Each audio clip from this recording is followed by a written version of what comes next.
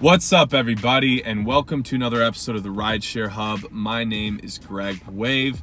What I'm going to talk to you guys about today is how to have really genuine conversations. You don't want to be having conversations where people are like, okay, this kid's BSing me just trying to get a fat tip, right?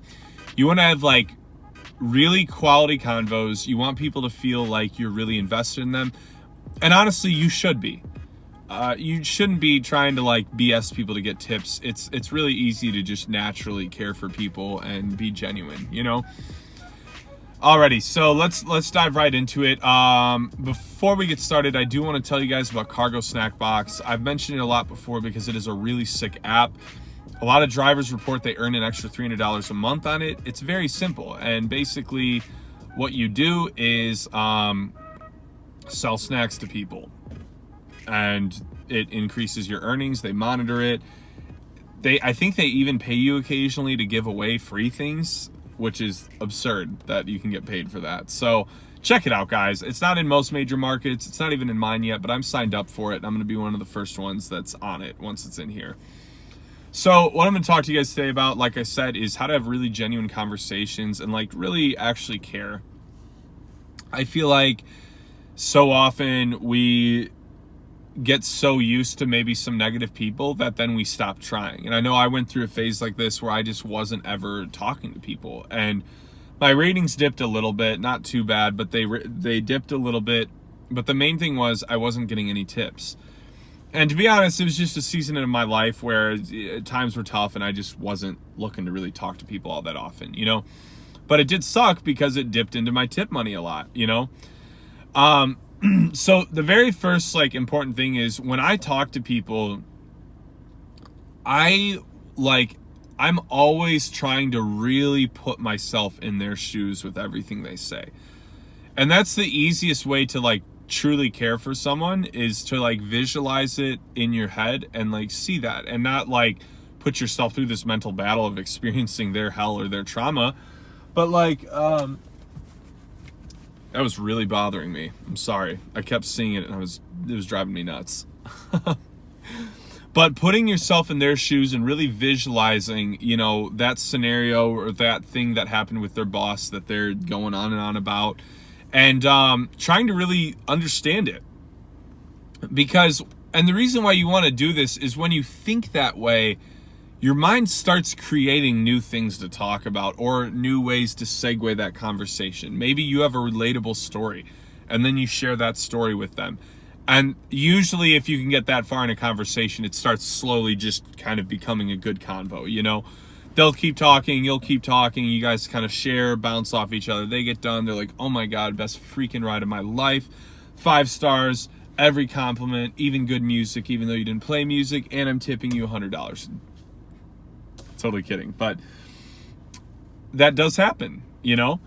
And so you want to have solid conversations because it increases your tips, plain and simple. But at the same time, it's a tough line to play because you also don't want to be fake. You don't want to be having BS convos, because the main thing is people will smell that out. It's really, really obvious if you're just kind of saying things to say things. But it is very obvious also when you can really tell that someone's listening to you. I can always tell when I'm talking to someone if they really want to talk to me or not. You can just look at them. You can see it on their facial expression. You can listen to the words they say, the tone of their voice, and you know right away if they're really trying to have a conversation or not. And that's the next biggest thing is obviously a lot of people aren't going to want to talk. So another thing you need to be really prone to picking up on is if they don't want to talk. All right, so let me just run you guys through what a basic scenario would look like. So somebody gets in my back seat. I would be like, hey, Jennifer, how you doing? And she says, oh, I'm doing pretty good. Thank you for asking. How about yourself? And this is a tough one because you can't really tell, are they being polite and just asking how I'm doing because they care? Or are they, actually wanting to talk, So I do a few different things here, but usually I say, hey, I'm doing great. Thank you so much for asking. Just say, I'll just say something like, yeah, my day's been pretty good as well. I mean, obviously nothing too crazy. You're kind of looking at my day. And I usually get a little chuckle out of that because they're like, oh, haha, yeah, he's been sitting driving Uber all day. So what I like to do, and this is just to get the conversation going, is right away you want to find something you know they're interested in. So I do this with every person I pick up with from where I can tell I picked them up from their job. Say, oh, is that where you work? And they say, yeah. And I kind of BS a little bit here, but I say, oh, I've always wondered, what that building is. What is that place? Because I feel like some people think it's kind of impolite if you ask what they do. So I think asking like where they came from, but not asking it in a like, oh, what were you doing in there? Because that sounds a little weird. But saying, oh, it's something like, yeah, I've always been curious what this building is, unless it's like a giant title of the building and you can see it. But then we might say something like, oh, yeah, I've always wondered what, such and such building was. Then they say, oh, yeah, it's a advertising firm. I don't know. And I'd be like, oh, really cool. So you're an advertisement. You see what I'm saying? So now it kind of segues. And then they'll probably be like, yeah, I've been in it a few years. And usually what I do from there is I'll say, okay. And I'll be like, oh, that's awesome. So do you really like doing that kind of work? And from there, almost always the conversation just keeps going. Now, here's a really important thing to remember. You don't have to talk the entire ride. A lot of times we talk, and then it just kind of hits a point where it dips off. And usually what I do is I subtly turn the music up a little bit louder. Because I have like a little button on my steering wheel so they won't see me, because I feel like that's kind of obvious. It's like I'm closing off the convo. So I'll just punch it up just like a few notches so it's a little bit louder. And I usually will still always get tipped in that scenario.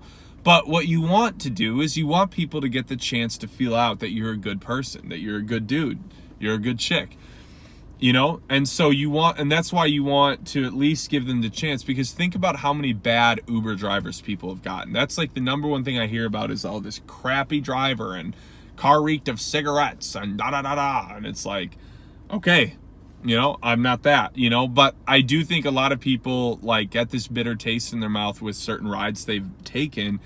And so you want to prove to people that you're not like other Uber drivers, you want to show them that you care. And so that's why I like having conversations, because it shows them right away that you care about their life. You want to hear about what they did that day. I tell people all the time, like a lot of times I've had people who told me, they're like, wow, you talk a lot.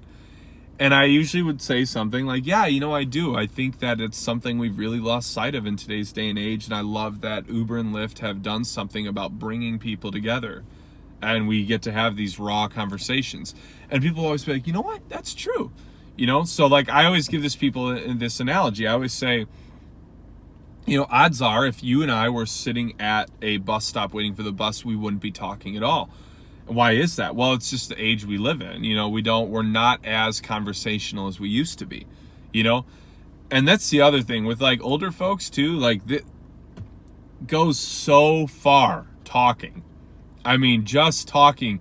And you want to know why? I'll give you another example why.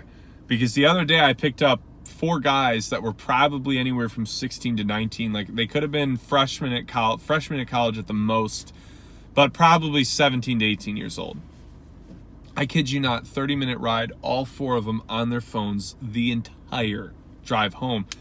And what blew my mind is didn't say a word to each other, because like if I had a few of my buddies and we just were all hanging out and then we're Ubering back to do something else, like we're talking about something. I mean, there might be some lulls in the conversation, but like it was dead silent, because I mean it was more like grunts than anything. It'd be like, hey Jason, yeah, did you see that post? Yeah, I saw it. Oh, cool. Did you see that chick? Yeah, she was hot, right? Yeah.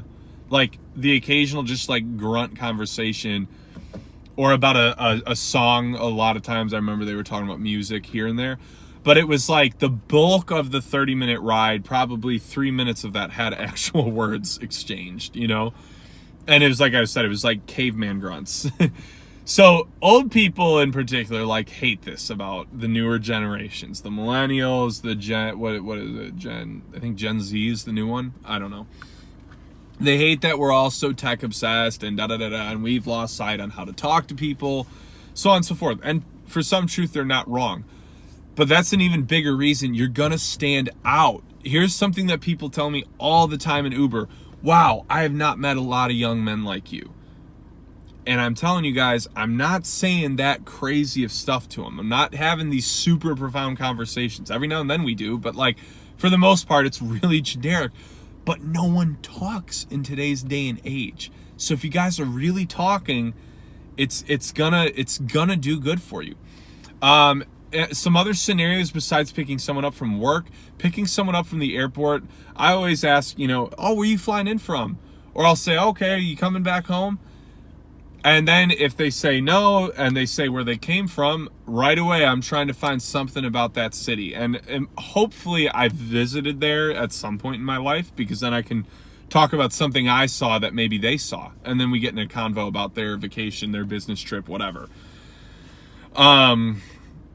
So yeah, guys, that's the main thing I do. Like I said, the biggest key to remember in your mind is you're always trying to find something you can relate to them on, So if they're talking about their work, you just want to find something interesting that you know about their work that you can then start, exchanging a conversation about, visualizing what they're telling you in their head. And like I said, the main reason you do that is then your mind creates other things to talk about.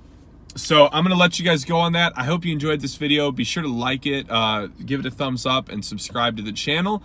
I hope you guys have a killer week out there, and I will talk to you guys soon.